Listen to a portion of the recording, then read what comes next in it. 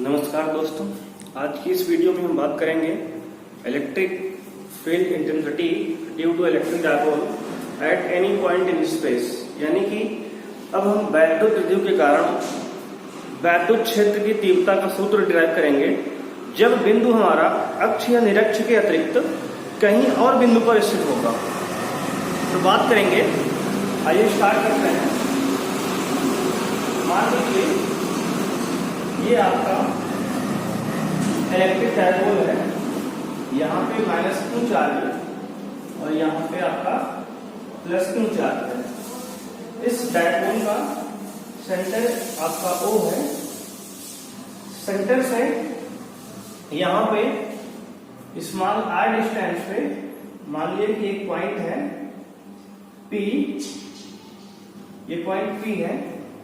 इस point P पर हमें इलेक्ट्रिक फील्ड का फार्मूला यहाँ पे डिराइव करना है। तो इसके लिए मान लीजिए कि इसके जो पोलर कोऑर्डिनेट हैं, यानी कि इस P पॉइंट के, P बिंदु के ध्रुवीय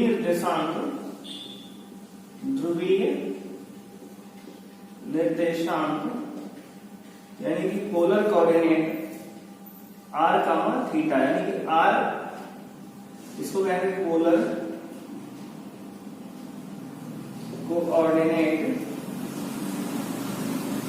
यानी कि ये O से P बिंदु जो है r डिस्टेंस पे है और थीटा एंगल ये हमारा बना रहा है इलेक्ट्रिक डायपोल मोमेंट P के साथ, यानी कि अपने ये वैद्युत द्विध्रुव के साथ थीटा कोण पर झुका हुआ है और O बिंदु से P बिंदु की दूरी जो है स्मॉल r है, ये मान लिया गया, हमने मान लिया यहाँ पे।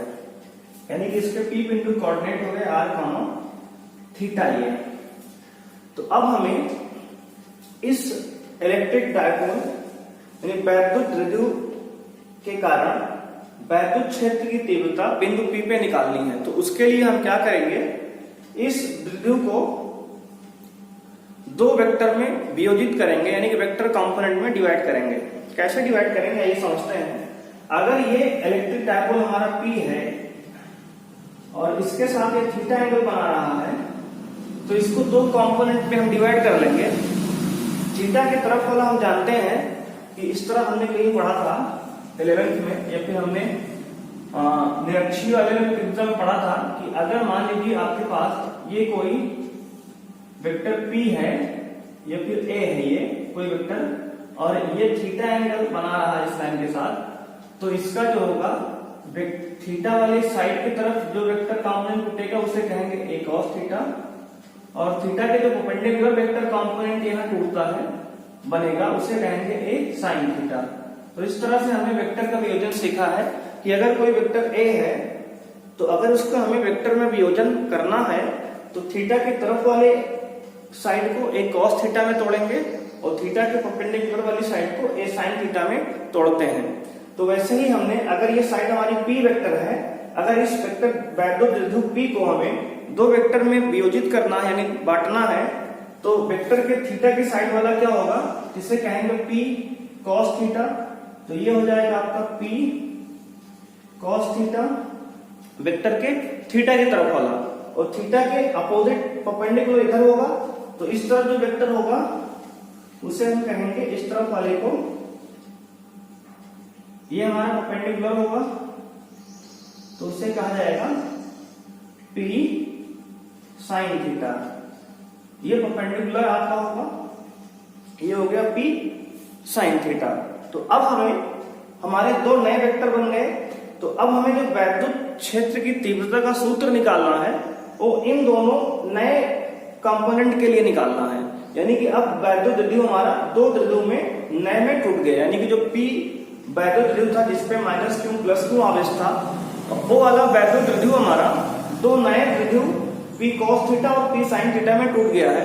तो अब हमें करना क्या है, तो लिखेंगे अब हमें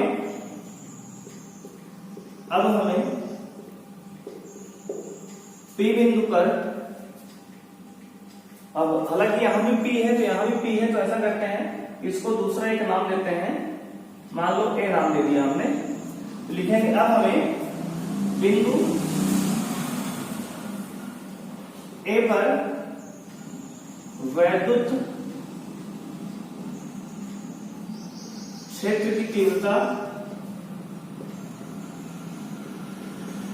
दो नए वैद्युत द्विध्रुव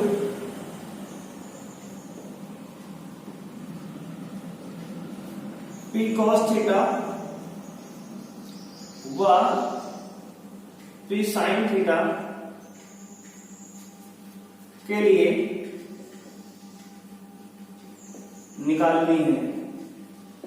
तो अब हमें जो है वैद्युत क्षेत्र की तीव्रता जो निकालेंगे इन दोनों द्विध्रुव के लिए निकालेंगे यहाँ पे P cos थीटा और P sin थीटा के लिए। अगर हम बात करें P cos थीटा के लिए ये A पॉइंट जो है अक्ष की तरफ बिहेव करेगा और P sin थीटा के लिए ये जो A पॉइंट है निरक्ष की तरफ बिहेव करेगा। यानी कि इस बात को हम यहां लिखेंगे P cos थीटा के लिए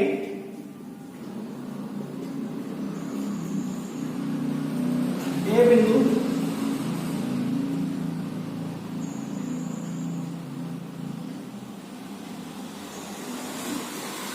अक्षीय स्थिति होगी और P sin थीटा के लिए A बिंदु निरक्ष की तरह निरक्षीय स्थिति होगी कह सकते हैं। तो अब जो है अगर हम कह दें कि जो ये P cos थीटा के लिए इलेक्ट्रिक फील्ड इंटेंसिटी वैद्युत क्षेत्र की तीव्रता आएगी, अगर हम इसको यहां पे कह दें E1 तो ये आपका E1 की डायरेक्शन किधर होगी, इस तरफ है तो इस तरफ से हो जाएगी, इस तरफ ये E1 हमारा हो जाएगा। और अगर हम P sin थीटा के लिए वैद्युत क्षेत्र की तीव्रता की बात करें तो इसको हम E2 कह रहे हैं। तो अगर हम ध्यान दें कि इसकी डायरेक्शन किधर होगी तो हमें इसकी डायरेक्शन के लिए निरक्षीय स्थिति वाले तीव्रता की डायरेक्शन को पता होना चाहिए। तो हम जानते हैं कि निरक्ष वाले में कुछ इस तरह से फिगर बना था हमारा, ये माइनस क्यू चार्ज था, ये प्लस क्यू चार्ज था और इससे हमने निरक्ष पे इस तरह से कोई पॉइंट लिया था और इसके कारण तीव्रता E1 इधर की ओर आई थी और इसके कारण तीव्रता ऊपर की तरफ आई थी इस तरह से। अगर ये E1 था और ये E2 था तो हमने ये देखा था कि जो नेट तीव्रता आई थी E नेट इस तरह से कुछ आया था, E नेट हमारा, यानी कि वैद्युत द्विध्रुव की डायरेक्शन इस तरफ से P थी और हमारी निरक्षीय स्थिति में वैद्युत क्षेत्र की जो तीव्रता आई थी कुल तीव्रता इस दिशा में आई थी। यानी कि हम कह सकते हैं कि निरक्षीय स्थिति में वैद्युत क्षेत्र की जो तीव्रता का सूत्र आया था यहाँ पे वैद्युत द्विध्रुव के अपोजिट दिशा में आया था, विपरीत दिशा में। तो वैसे ही अगर हम यहाँ पे बात करें तो ये निरक्षीय स्थिति है, निरक्षीय के लिए वैद्युत क्षेत्र की तीव्रता अगर A बिंदु पे यहाँ पे निकालना हमें है, इस P sin थीटा के कारण वैद्युत द्विध्रुव P sin थीटा के कारण, तो हमारा ये वैद्युत द्विध्रुव का दिशा है तो इसका विपरीत किधर होगा, इधर होगा। यानी कि हमारा ये इस तरह से होगा, यहाँ पे ये E2 हो जाएगा, यानी कि electric field due to P sin theta, यानी कि P sin थीटा वाले वैद्युत द्विध्रुव के कारण वैद्युत क्षेत्र की तीव्रता E2 इस दिशा में होगी, अपोजिट डायरेक्शन में। यहाँ तक की बात आपको क्लियर हो गई। कैसे हुआ, क्योंकि हमने निरक्ष में पढ़ा था कि वैद्युत द्विध्रुव के विपरीत दिशा में कुल तीव्रता आई थी तो हमने यहाँ विपरीत दिशा में ले लिया इस तरह से। और वहां पे हमने ये सीखा था अक्ष वाले में कि वैद्युत क्षेत्र की तीव्रता अक्ष में उसी दिशा में आती है तो हमने उसी दिशा में ले लिया यहाँ E1 को। तो अब इसके बाद की हम बात करेंगे, तो हम जानते हैं कि अक्ष के लिए यानी कि एक्सिस के लिए फार्मूला क्या था, वहां पे हमने पढ़ा था एक्सिस के लिए यानी कि E अक्ष के लिए फार्मूला आया था 2kp/r³ हमने पढ़ा था। और निरक्ष के लिए सूत्र क्या था, तो यानी कि इक्वेटोरियल के लिए पॉइंट निरक्ष के लिए एक पॉइंट आया था kp/r³ फार्मूला। अभी इन दोनों फार्मूले का भी यहाँ पे हम यूज करेंगे। तो आइए यहाँ पे अब इसके बाद हम लिखेंगे वैद्युत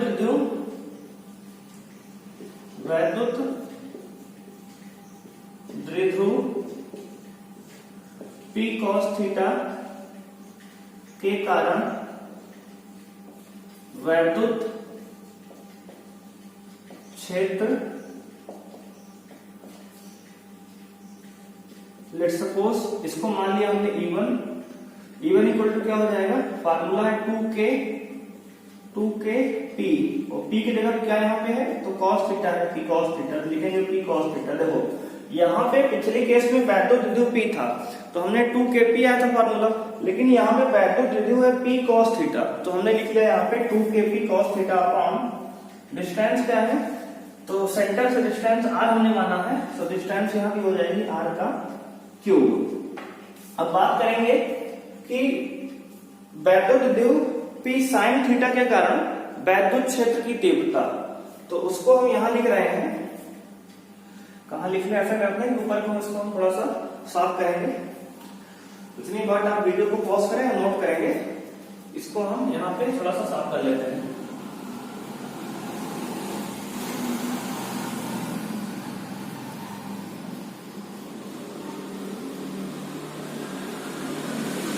तो देखेंगे यहाँ पे तो लिखेंगे वैद्युत द्विध्रुव P sin थीटा के कारण वैद्युत क्षेत्र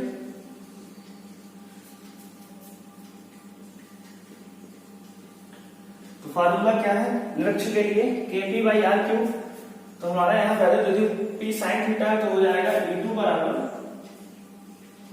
KP sin थीटा बटे में आर क्यूब, ये हो गया फार्मूला हमारा। अब हम निकालेंगे ए बिंदु पर, यहां पे हमने ए बिंदु माना है तो ए बिंदु पर कुल वैद्युत क्षेत्र की तीव्रता यानी कि बिंदु ए पर कुल तीव्रता net field at point A क्या हो जाएगा इक्वल टू, देखिए यहां पे जो E1 हमारा है ये कुछ इस डायरेक्शन में है, E2 जो है इस दिशा में है, दोनों के बीच का एंगल कितना है 90 डिग्री है। यानी अगर दोनों के बीच का एंगल 90 डिग्री है तो यहाँ पे क्या लग जाएगा वेक्टर सम लग जाएगा, क्योंकि कुछ ना कुछ एंगल पे है ये दोनों। तो रिजल्टेंट का फार्मूला क्या होगा आपका इक्वल टू, आपने फार्मूला पढ़ा रिजल्टेंट का R इक्वल टू रूट में a square plus B square plus 2ab cos theta, class 11 में पढ़ा था वही लगाएंगे यहाँ भी। तो क्या हो जाएगा ये रूट में E1 का स्क्वायर प्लस E2 का square plus 2E1 E2 cos theta. देखिए cos यहाँ पे थीटा का वैल्यू क्या है 90 डिग्री, तो 90 लिख देंगे, तो cos 90 का वैल्यू 0, तो इतनी क्वांटिटी यहाँ से इतना पूरा 0 हो जाएगा हमारा ये, तो केवल बचेगा E net equal to net यानी कुल तीव्रता हो जाएगा हमारा रूट में E1 का स्क्वायर प्लस E2 का स्क्वायर, इतना बचा हमारा यहाँ पे। अब हम यहाँ पे E1 और E2 की वैल्यू यहाँ पुट करेंगे और इसको सॉल्व करेंगे, तो आइए देखते हैं। तो यहाँ पे इसको थोड़ा इरेज करेंगे यहाँ पे इतना बार। अब देखिए E नेट इक्वल टू लिखेंगे यहाँ पे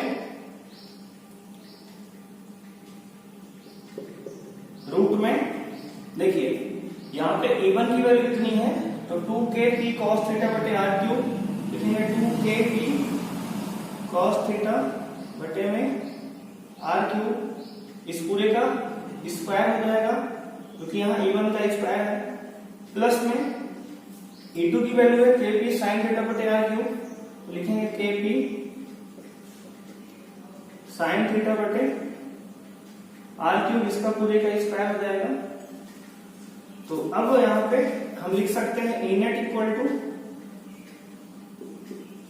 रूट, अब देखिए यहाँ पे स्क्वायर के अंदर क्या क्या कॉमन है, देखिए के कॉमन है, पी कॉमन है, आर क्यूब कॉमन है। के पी बटे आर क्यूब कॉमन लेंगे तो ये के पी बटे आर क्यूब बाहर निकाल लेंगे यहाँ से, रूट के अंदर बच जाएगा। और देखिए स्क्वायर भी लगा है तो इसलिए इस रूट से जब बाहर आएगा तो अंदर बाहर आ जाएगा बिना स्क्वायर के, क्योंकि स्क्वायर से रूट हट जाएगा ये। तो अब अंदर बच गया हमारा 2 cos थीटा यहाँ पे, तो इसका स्क्वायर हो जाएगा 2 cos थीटा का स्क्वायर और प्लस यहाँ पे बच जाएगा आपका साइन थीटा का स्क्वायर, साइन थीटा का होल स्क्वायर। इतना हो गया आपका ये बच के। अब इसको आगे सॉल्व करेंगे हम तो हो जाएगा E net equal to K P by are cube into ये 2 cos थीटा का होल स्क्वायर होगा तो हो जाएगा 4 cos स्क्वायर थीटा और प्लस साइन स्क्वायर थीटा ये हो जाएगा यहाँ पे। अब इसको हम लिख सकते हैं यहाँ पे E net is equal to K P by are cube into देखिए यहाँ पे 4 cos square theta plus cos square theta, इसको ऐसे भी लिख सकते हैं 4 cos स्क्वायर थीटा को लिख सकते हैं 3 cos square theta plus 1 cos square theta हमने अलग कर दिया और प्लस साइन स्क्वायर थीटा ये लिखा है। तो इसको अलग क्यों किया, क्योंकि हमारा ये इसके साथ ये 1 बन जाएगी, पहली ट्रिग्नोमेट्रिक आइडेंटिटी होती है यहाँ पे। तो अब लिख सकते हैं ई नेट इक्वल टू इसको हम इक्वल वैल्यू पिछले की तीव्रता के दूरी पे कितनी आ गई K P by are cube into में 3 cos स्क्वायर थीटा प्लस ये हो गया sine square theta plus cos square theta मिलके 1 हो गया ट्रिग्नोमेट्रिक आइडेंटिटी से। तो हमारा फार्मूला हो गया ई नेट बराबर के पी बटे r cube into 3 cos square theta plus 1। तो ये हमारा फार्मूला बन गया electric field intensity due to electric dipole at any point in space whose polar coordinate is r, theta. तो ये वैद्युत क्षेत्र की तीव्रता का सूत्र बन गया जहां पे बिंदु हमारा अक्ष या निरक्ष के अतिरिक्त कहीं भी हो सकता है, जिसके जो कि सेंटर से वैद्युत द्विध्रुव के सेंटर से r दूरी पे है और वैद्युत द्विध्रुव से थीटा कोण पर झुका हुआ है। तो उसका हमारा फार्मूला हो गया ई नेट बराबर के P by are cube into 3 cos square theta plus 1। अब अगर बात करें कि ये वैद्युत द्विध्रुव से कितना एंगल पे झुका हुआ है, यानी कि इनके बीच का दोनों का एंगल, यानी कि ये जो हमारा अगर बात करें यहाँ पे कि E1 और E2 के बीच का एंगल क्या होगा, तो मान लीजिए कि E1 और E2 के बीच का एंगल ये हमारा यहाँ पे अल्फा है। अगर इस एंगल को हम यहाँ पे ई नेट जो है हमारा मान लें कि अल्फा एंगल पे झुका हुआ है, तो इस एंगल को भी निकाल सकते हैं। तो एंगल निकालेंगे कैसे, तो निकालेंगे E1 और E2 के बीच का कोण। तो यहां पे एंगल निकालेंगे तो हो जाएगा एंगल यानी कि कोण हो जाएगा इंक्लाइनेशन यानी झुकाव कितना है इसका विद द इलेक्ट्रिक डायपोल। तो कहेंगे यहां पे tan अल्फा लेंगे, क्योंकि यहां पे पता क्या है परपेंडिकुलर और बेस पता है। यहाँ पर बेस क्या है, तो ये E1 है, परपेंडिकुलर क्या है E2 है ये, तो हमें E1 E2 पता है। तो tan अल्फा बराबर हो जाएगा E2 अपॉन E1, यानी कि E2 अपॉन E1। तो tan अल्फा इक्वल टू हो जाएगा E2 की वैल्यू कितनी है, तो E2 की वैल्यू यहां पर दी गई है Kp sin theta upon r cube, Kp sin theta upon r cube whole upon E1 की वैल्यू है Kp cos थीटा और 2 Kp था उसमें अपॉन में r क्यूब। तो यहां से r क्यूब से r क्यूब कैंसिल हो गया, Kp से Kp कैंसिल हो गया। तो यहां पे आ जाएगा tan alpha is equal to tan alpha equal to आ गया 1/2 ये बचा, और ये sin थीटा बटे cos थीटा यानी कि tan थीटा, तो 1/2 tan थीटा। तो हमारा जो इंक्लाइनेशन आ गया E1 और E2 के बीच का जो एंगल आ गया कितना है तो ये जो हमारा नेट वैद्युत क्षेत्र की तीव्रता आई ओ बिंदु ए के साथ कितना एंगल पे है, अल्फा एंगल पे है। तो बात करेंगे तो हमारा ये अल्फा को ऐसे भी लिख सकते हैं कि alpha equal to tan inverse 1/2 tan theta. इसमें क्या किया हमने, तो इसमें हमने tan को आरएचएस में भेज दिया तो tan इनवर्स बन गया। तो अल्फा कौन सा एंगल, तो अल्फा जो एंगल हमारा है ए बिंदु से कितना एंगल पे इसकी नेट तीव्रता आई है। अगर हम बात करें कि ये वैद्युत द्विध्रुव के साथ नेट तीव्रता कितने एंगल पे आई है, तो बात करेंगे वैद्युत द्विध्रुव P के साथ नेट तीव्रता की अगर बात करें यहाँ पे, तो इसको हम कहाँ लिखते हैं, मान लीजिए हम यहाँ लिखते हैं, तो लिख देते हैं वैद्युत द्विध्रुव P के साथ